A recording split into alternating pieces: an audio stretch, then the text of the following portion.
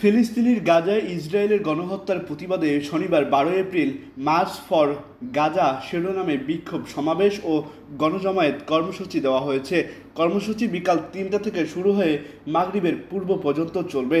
রাজধানীর সোহরাওয়ার্দী উদ্যানে Palestine solidarity movement বাংলাদেশের আয়োজনে এই সমাবেশ অনুষ্ঠিত হবে। এতে অংশ নিতে সবাইকে উদ্বুদ্ধ করার আহ্বান জানিয়েছেন আস-সুন্নাহ ফাউন্ডেশনের চেয়ারম্যান শায়েখ আহমদুল্লাহ।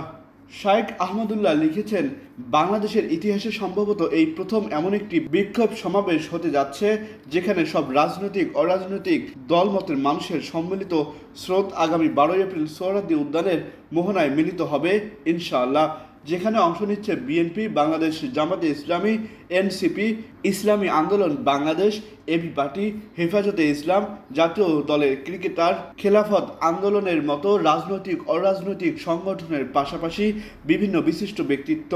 বাইতুল মোকাররমের খতিব মাওলানা আব্দুল মালেক, আমার দেশ পত্রিকার সম্পাদক মাহমুদুর রহমান, শাইখ মিজানুর রহমান আজহারী সহ বিভিন্ন সেক্টরের সেলিব্রিটিরা। সবাইকে এই সমাবেশে আসার আহ্বান জানিয়ে তিনি আরও লেখেন, মানবতার জন্য একদিন আপনিও আসুন সোহরাওয়ার্দী উদ্যানে, কাছের মানুষকে আসতে উদ্বুদ্ধ করুন, সম্ভব হলে সন্তানকেও সঙ্গে আনুন। পাশাপাশি বিপুল জমায়েতের সুযোগে কোনো অসাধু চক্র যেন বিশৃঙ্খলা সৃষ্টি করতে না পারে সে বিষয়েও সর্বোচ্চ সতর্ক থাকুন। আহসান সাকিব, আকাশ জমিন, নিউজ ডেস্ক।